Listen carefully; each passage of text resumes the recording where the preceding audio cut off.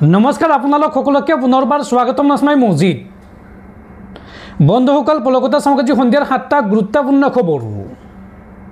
प्रथमটো खबर काइলৈ पुवा 8 बजात सोनापुৰৰ कमारकुছিৰ हातीमुरात सम्पन्न হ'ব জনপ্ৰিয় কণ্ঠশিল্পী জুবিন গাৰ্গৰ শেষকৃত্য আৰু শেষকৃত্য উপলক্ষে কাইলৈৰ দিনটোত অসমৰ সকলো স্কুল কলেজ বন্ধ ঘোষণা কৰা হৈছে। লগতে বন্ধ থাকিব সকলো চৰকাৰী অফিচ আদালত আৰু জুবিন গাৰ্গৰ প্ৰতি সন্মান জনাই আজি আৰু কাইলৈ সমগ্ৰ অসমত ড্ৰাই ডে ঘোষণা কৰা হৈছে। এই দুদিনত বন্ধ থাকিব অসমৰ সকলো মদৰ দোকান আৰু জুবিন গাৰ্গৰ শেষকৃত্যৰ পিছত যোৰহাটত পালন কৰা হ'ব জুবিন গাৰ্গৰ আধ্য শ্ৰাদ্ধ। 13 দিনত পালন কৰিব আধ্য শ্ৰাদ্ধ।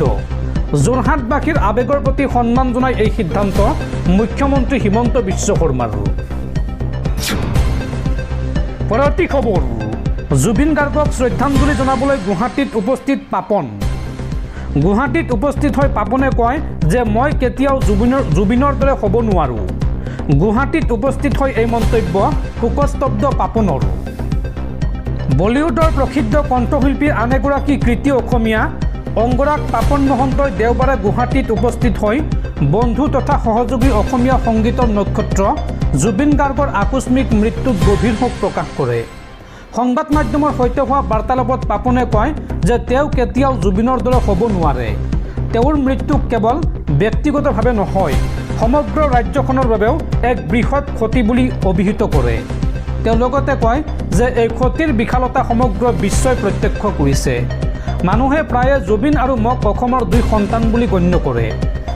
তেওঁ স্মৰণ কৰে যে জটিল সময়ত জুবিনৰ ওচৰত থাকিব নোৱাৰাৰ পৰাই তেওঁৰ নিজৰ অপৰাধবোধৰ উদ্ভৱ হৈছিল। পাপনে জুবিনৰ প্ৰতি ৰাইজে দেখুওৱা মৰম আৰু সন্মান অসাধাৰণ বুলি উল্লেখ কৰি কয় যে আজিৰ পৃথিৱীত এনে প্ৰশংসা বিৰল। জুবিন গাৰ্গৰ লগত কাকো তুলনা কৰিব নোৱাৰি। জুবিনৰ আকস্মিক মৃত্যুৰ তদন্তৰ সন্দৰ্ভত পাপনে জোৰ দি কয় যে এয়া তেওঁৰ দাবীয়েই নহয়, সত্য জানিবলৈ অসমৰ ৰাইজৰো ইচ্ছা। তেওঁ কয় আমি ভাতৃৰ দৰে আছিলোঁ।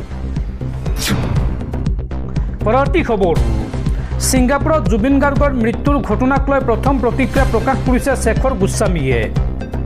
জুবিন গাৰ্গৰ মৃত্যুৰ সময়ত ছিংগাপুৰত উপস্থিত আছিল এগৰাকী শেখৰ গোস্বামী। ছিংগাপুৰত জুবিন গাৰ্গৰ মৃত্যুৰ ঘটনাক লৈ প্ৰথম প্ৰতিক্ৰিয়া শেখৰ গোস্বামীৰ। শেখৰ গোস্বামীয়ে কি কৈছে চাওঁ আহক। ছিংগাপুৰ ভ্ৰমণত জুবিন গাৰ্গৰ অন্যতম সংগী আছিল এগৰাকী শেখৰ গোস্বামী। সাগৰলৈ যোৱাৰ পূৰ্বে ঔষধ লোৱা নাছিল জুবিন গাৰ্গে। চিকিৎসালয়লৈ নিয়াৰ সময়ত জুবিন গাৰ্গৰ লগত আছিল কেৱল সিদ্ধাৰ্থ শৰ্মা। চিকিৎসালয়লৈ নিয়াৰ পূৰ্বেই চেতনাহীন হৈ পৰিছিল জুবিন গাৰ্গ আৰু পুৱা 4 বজালৈকে ছিংগাপুৰ আৰক্ষীয়ে জেৰা কৰিছিল এই দলটোক। জুবিন গাৰ্গ থকা কোঠাটোত অনুসন্ধান চলাইছিল ছিংগাপুৰ আৰক্ষীয়ে। পানীত 1 মিনিট সময় ডুবি আছিল জুবিন গাৰ্গৰ মুখমণ্ডল। জুবিনৰ অনুষ্ঠানৰ সংখ্যা কমাবলৈ সিদ্ধাৰ্থক আহ্বান জনাইছিল শেখৰে আৰু খবৰ পোৱাৰ পিছতে চিকিৎসালয়ত উপস্থিত হৈছিল সঞ্জীৱ নাৰায়ণ। শেখৰকো অসমলৈ আহিবলৈ বাধা দিছিল সিদ্ধাৰ্থ শৰ্মাই। শ্বিলং বা দিল্লীত থাকিবলৈ পৰামৰ্শ দিছিল সিদ্ধাৰ্থই। জুবিন গাৰ্গক একাংশই ব্যৱহাৰ কৰিছিল। প্ৰয়োজনতকৈ অধিক শ্বত অংশগ্ৰহণ কৰোৱাইছিল জুবিন গাৰ্গক আৰু শেহতীয়াকৈ ভাগৰুৱা হৈ পৰিছিল জুবিন গাৰ্গ। মই সকলো ধৰণৰ তদন্ত প্ৰক্ৰিয়াত সহায় কৰিম। জুবিন গাৰ্গৰ মোবাইল ফোনটো আছে সিদ্ধাৰ্থ শৰ্মাৰ হাতত। সন্দীপন গাৰ্গে বিচৰাৰ পিছতো মোবাইলটো দিবলৈ অস্বীকাৰ কৰিছিল সিদ্ধাৰ্থই আৰু জুবিন গাৰ্গৰ সকলো ধৰণৰ সিদ্ধান্ত লৈছিল সিদ্ধাৰ্থ শৰ্মাই। ছিংগাপুৰত জুবিন গাৰ্গৰ মৃত্যুৰ সময়ত ঘটনাস্থলীত উপস্থিত থকা শেখৰ গোস্বামীয়ে অসমত আহি এইদৰে বিস্ফোৰক মন্তব্য কৰিছে। দৰ্শকসকল আৰু বহুতো গুৰুত্বপূৰ্ণ খবৰ আছে। তাৰ আগতে আপোনাক জনাওঁ যে যদি আপুনি এতিয়ালৈকে এইটো ভিডিঅ'ত লাইক কৰা নাই তেন্তে এতিয়াই ভিডিঅ'টোত লাইক কৰি দিয়ক আৰু এনেকুৱা ধৰণৰ ভিডিঅ'সমূহ নিতৌ চাবলৈ চেনেলটো ছাবস্ক্ৰাইব কৰি কাষত থকা বেল আইকনটো প্ৰেছ কৰি ৰাখক। পৰৱৰ্তী খবৰ ৰাজ্যৰ লাখ লাখ চৰকাৰী কৰ্মচাৰীলৈ ভাল খবৰ। 1 অক্টোবৰৰ পৰিৱৰ্তে কাইলৈৰ পৰা লাভ কৰিব দৰমহা। দুৰ্গা পূজাৰ বাবে এইবাৰ আগতীয়াকৈ দৰমহা দিয়াৰ সিদ্ধান্ত গ্ৰহণ কৰিছে অসম চৰকাৰে। চৰকাৰী কৰ্মচাৰীসকলৰ বাবে ডাঙৰ খবৰ। কাইলৈৰ পৰা চৰকাৰী কৰ্মচাৰীসকলে লাভ কৰিব দৰমহা। দুৰ্গা পূজাৰ প্ৰতি লক্ষ্য ৰাখি ছেপ্টেম্বৰৰ দৰমহা আগতীয়াকৈ মুকলি কৰাৰ সিদ্ধান্ত চৰকাৰৰ। 1 অক্টোবৰৰ পৰিৱৰ্তে কাইলৈৰ পৰা বিতৰণ কৰা হ'ব দৰমহা। কাইলৈৰ পৰা কোষাগাৰে দৰমহাৰ বিল লাভ কৰা আৰম্ভ কৰিব আৰু এই কথা ঘোষণা কৰিছে অসম চৰকাৰে। পৰৱৰ্তী খবৰ, জুবিন গাৰ্গৰ ওচৰত এইবাৰ ক্ষমা বিচাৰিলে USTMৰ স্বত্বাধিকাৰী মহবুবুল হকে। মহবুবুল হকে কয় যে ক্ষমা কৰিবা, 5 ঘণ্টা শাৰীত থিয় হৈও শেষ শ্ৰদ্ধা জনাব নোৱাৰিলোঁ জুবিন দা। এইদৰে ছ'চিয়েল মিডিয়াত আৱেগিক পোষ্ট মহবুবুল হকৰ। প্ৰায় 5 ঘণ্টা শাৰী পাতিও জুবিনলৈ অন্তিম শ্ৰদ্ধাঞ্জলি জনাব নোৱাৰিলে মহবুবুল হকে। লাখ লাখ অনুৰাগীৰ দৰেই সৰু সজাত জুবিনক অন্তিম শ্ৰদ্ধাঞ্জলি জনাবলৈ গৈছিল USTMৰ আচাৰ্য মহবুবুল হকে। সাধাৰণ অনুৰাগীৰ সৈতে 5 ঘণ্টা শাৰী পাতিছিল যদিও শেষ শ্ৰদ্ধা জনাবলৈ নোৱাৰিলে মহবুবুল হকে। নিজৰ ফেচবুক একাউণ্টৰ জৰিয়তে এই কথা দুখেৰে প্ৰকাশ কৰিছে USTMৰ আচাৰ্যগৰাকীয়ে।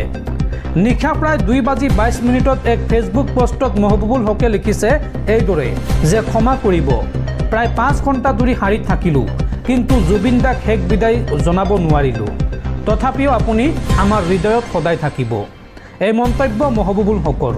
উল্লেখযোগ্য যে USTMে কিছুদিন পূৰ্বে জুবিন গাৰ্গলৈ তেওঁ সংগীত চিনেমাকে ধৰি সংস্কৃতিৰ ক্ষেত্ৰলৈ আগবঢ়োৱা অৱদানৰ বাবে সন্মানীয় ডক্টৰেট ডিগ্ৰী প্ৰদান কৰিছিল। পৰৱৰ্তী খবৰ, জুবিন গাৰ্গৰ শেষকৃত্যৰ পূৰ্বে গ্ৰেপ্তাৰ কৰক শ্যামকানু মহন্ত আৰু সিদ্ধাৰ্থ শৰ্মাক। ন্যায় পাবই লাগিব জুবিন গাৰ্গে। অভিনেতা যতীন বৰা আৰু ৰবি শৰ্মাৰো তদন্তৰ দাবী। জুবিন গাৰ্গৰ অন্ত্যেষ্টিক্ৰিয়াৰ পূৰ্বে গ্ৰেপ্তাৰ কৰক শ্যামকানু মহন্ত আৰু সিদ্ধাৰ্থ শৰ্মাক। শ্যামকানু মহন্ত আৰু সিদ্ধাৰ্থ শৰ্মাক গ্ৰেপ্তাৰৰ দাবীত এইবাৰ ওলাই আহিল শ শ লোক।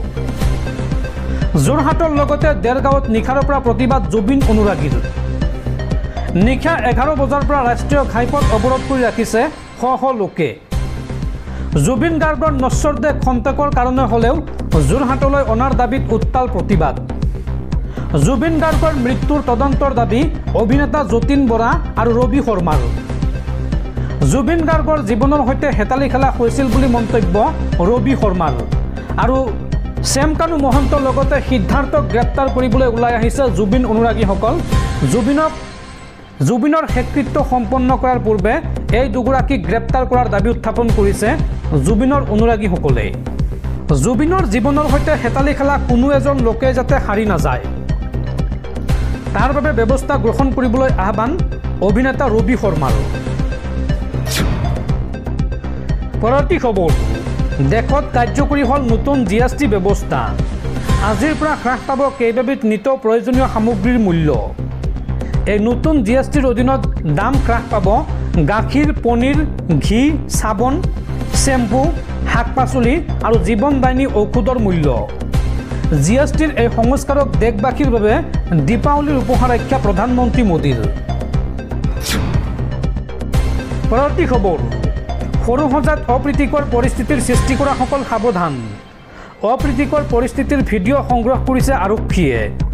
জুবিনৰ শেষকৃত্যৰ অন্তত সোধা পোছা কৰিব আৰক্ষীয়ে। দোষীৰ বিৰুদ্ধে গ্ৰহণ কৰা হ'ব কঠোৰ ব্যৱস্থা। এই ঘোষণা ৰাজ্যৰ মুখ্যমন্ত্ৰী হিমন্ত বিশ্ব শৰ্মাৰ।